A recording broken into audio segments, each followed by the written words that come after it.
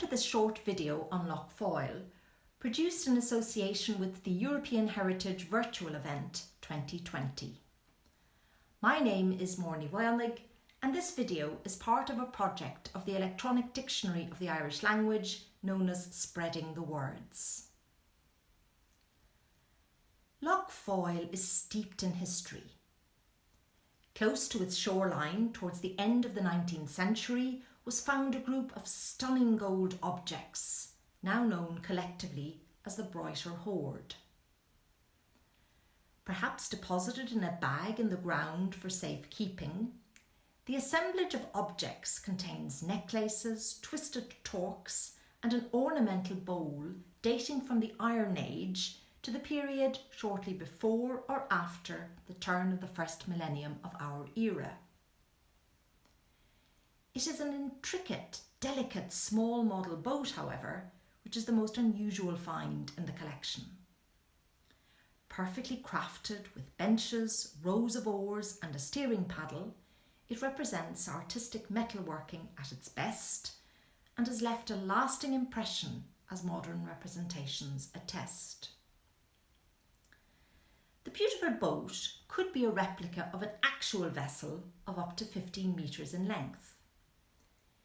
It is often associated not with the reality of sailing, however, but with the mythological figure also linked with Lough Foyle, Manannán mac Léir, god of the sea, the theft of whose statue overlooking the loch in 2015 caused consternation, a replacement being commissioned and swiftly put in place.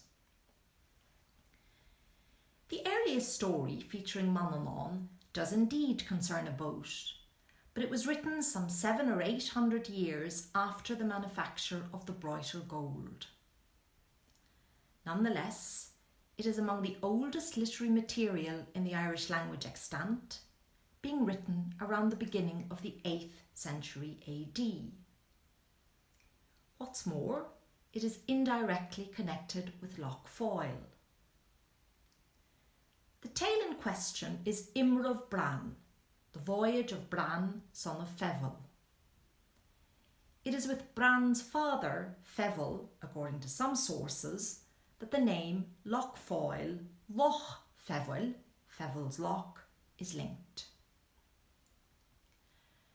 According to the story, Bran's voyage took him not around Loch Foyle, but out onto the sea, where he encountered Manannán. In an evocative poem, the sea god illustrates that things are not always as they appear, since what is a clear sea for Bran in his boat is in fact a beautiful flowery plain for Manannán riding across it in his chariot.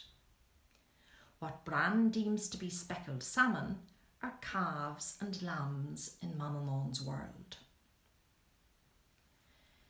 This lyrical passage may contain resonances of an account of the origins of Lough Foyle, allegedly formed when a plain was submerged. This is stated more clearly in another early text associated with Lough Foyle, a short dialogue between Saint Columba, or Columcille, and an unnamed youth. Although the young man approaches the saint to acquire knowledge, it is he who transmits wisdom to Columba, including the information that the loch had once been yellow, flowery, green, hilly. It was rich in liquor and strewn rushes and silver and chariots. The belief that Lough Foyle came into being because of an eruption is articulated unambiguously in a later medieval Irish text, Lever Govála Éideann, the Book of the Takings of Ireland, usually known as the Book of Invasions. In this 11th or 12th century imaginative history of Ireland, Lough Foyle is claimed to be one of a group of 9 lakes all over Ireland that emerged in simultaneous lake bursts not long after Ireland was settled by the Irish or Gael. In the case of other lakes, including Loch Ness, stories provide further explanations of the sudden lake formations, often linking them with the failings of specific individuals. Regarding Lough Foyle, we are provided only with the tantalising detail that Febal was drowned when the lake bearing his name burst forth.